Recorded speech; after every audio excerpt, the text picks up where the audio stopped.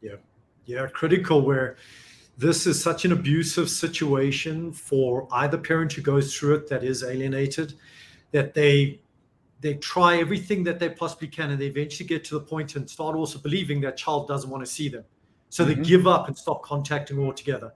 Right. I've interviewed so many of these children that are grown adults now, and one of the things that they keep saying over and over and over again, I wish my father didn't give up.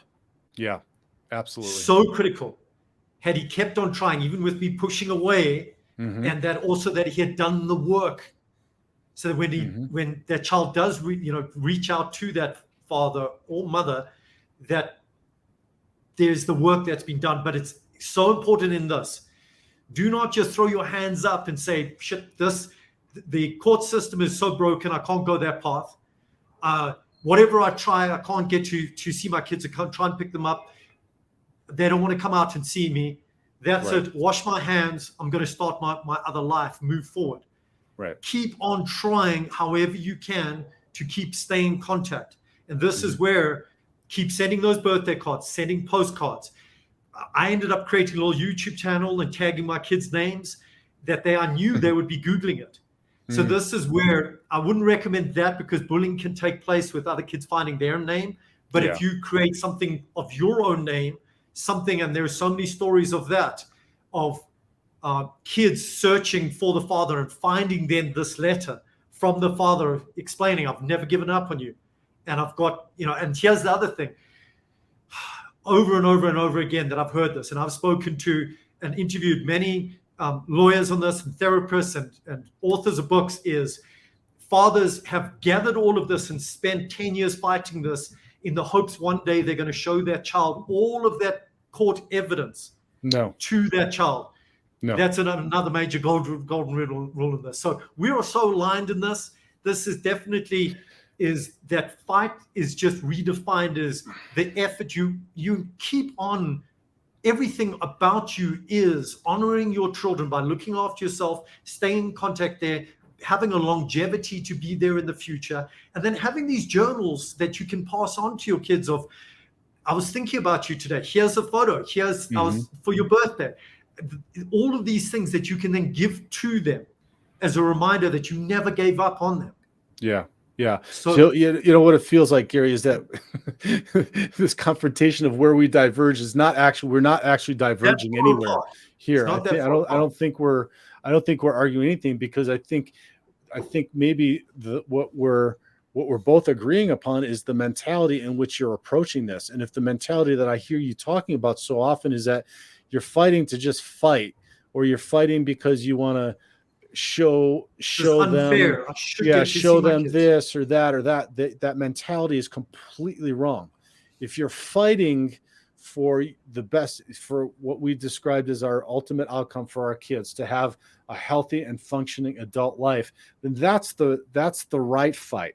And so then if you are creating that environment, and if you are fighting to have that environment with you, that is a good thing. And that's a fight that you should keep doing to whatever extent you can continue to do that, so that they do know that you are there for them, and that you are fighting for them, and that they are worthy and that they are loved. And so that is a fight that you can. It's just not fighting so that you can prove something against the other side, so that you can then, take it to your kids and then, win. There's no winning in this, really. When we look at it, there's not a person that frickin' wins in this when it gets to this point. So there is no winning or losing. It is simply trying to do whatever you can in order to help, the future. And so that's why, when you talk about not fight, like not making that effort, and I don't think what you're saying that is even not to say not fight, right? Which is it, you're still making that effort. You might be making 100%. The effort. You might be shifting that effort in a different way to be able to position yourself in order to have, to seize upon a moment when then you can create that environment or invite them back into that environment at some future point that might be better. And like you said, and maybe we can wrap it up with this, is that it's going to be different for everybody. And so and it's going to be, and so then, and let me say this, it's going to be different for everybody. And this is so complex and so different. Get the help from somebody like Garry in his organization, or myself and the community that I've built, or any one of the myriad of men or women that are out there that care about this passionately, have dedicated their lives to it, because it is complex, it's difficult, it's challenging, but it is one of the most important things that you can do in not only your life, but in the life of your kiddos, in moving forward and helping them, again, to be healthy, functioning people. And we need to have that. We need to make that effort, and we need to fight that fight. And I know that you're doing it. I don't think we're doing it in different ways now. I mean, after this conversation, I feel like we're pretty much, we went from 90 to 99% aligned. And I think if we talked a little bit more, that 1% would just be semantics in like maybe, an isolated outlier situation where you might say, no, it's not worth it. And I might say, yeah, it is worth it. But I think probably 99% of the time, we probably agree on any case that we've even talked about. So I'm glad that we got through that. See, and let me just make this point too, Garry, is it's, in our society right now, it's so often that you and I talked 2 weeks ago, and we kind of got in like, no, I don't necessarily agree with that. And you're like, yeah, well, what about this? And I'm like, well, what about that? And we're like, yeah, we don't, we think differently, but we said, let's sit down and let's talk about this, and let's record it so that other people can listen and learn from it as well.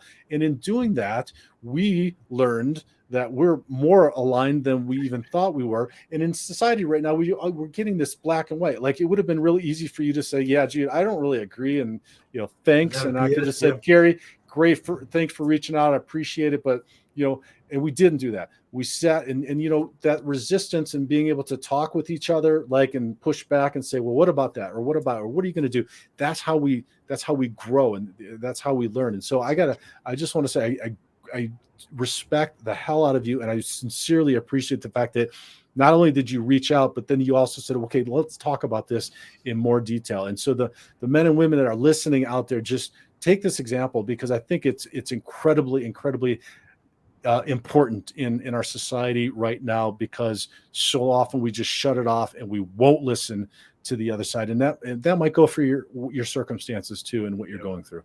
Yeah. So, wrap it up for us. And then also, when you're wrapping it up, let everybody know where they and how they can connect with you and your organization too.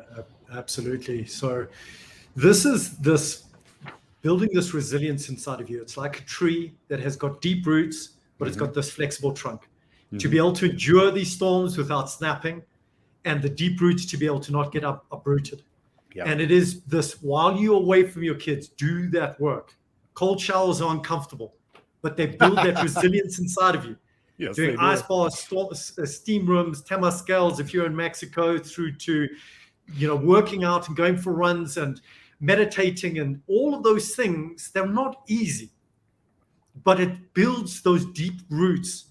When you have a situation that is difficult, that you've not been able to deal with before, you have the resilience to be able to endure that. So that's really the huge takeaway that's so overlapping between the two of us, is you have to put in that work. And it is the other thing here. This is a long journey. This isn't something that just goes away in 1 week or 1 month or even 6 months. This could be 10 years that you deal with this, or longer. When you shift your mind, it changes that expectation, and your suffering is going to massively decrease. And then the stupid things you might do, you will think twice about doing. You'll think a little bit differently, because you're thinking longer term. So never give up on your kids. Keep communicating with them however you can. And there's so many ways around that to be able to connect with them, and just being adaptable and figuring out how you can. But it is keeping that journal, keeping those things, not court documents to show them, but it's the memories, the positive memories, and all of those things that you can share with them when you do get to see them in the future. So keep putting in that work. Join a beautiful community like this. Amen. Get access to these tools and these programs that are available. I've got a beautiful community. It's 100K fathers. If you did a Google search on that, it's 100K. It's www.100k-fathers.com. But just doing a Google search on that, you'll come across the website, you'll come across the YouTube channel, Vimeo. I'm still adding a lot of content there. I'm adding some content onto LinkedIn. I'm slowly expanding this, but it's this program. I'm also in the final stages of building out this beautiful self-guided program that is 8 years of my journey going through all of this, 3 years of working with so many different fathers and all the programs that I've guided fathers through to make that accessible to so many more fathers that are out there. I'm going to be expanding that also, that mothers could also get access to it, because it's the same thing of what we're speaking about here. It's the same tools. So that is my goal here is to help as many fathers, which then ripples into families, which ripples into those children. And that's at the end of the day, doing this for the children.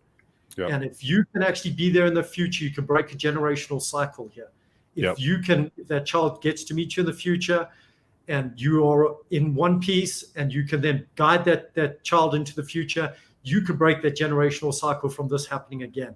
So we've shared so much. Appreciate you, Jude, and for our discussion here, which, we initially, as you said, started out with very different views, but we realized how aligned we really are here. So thank you very much.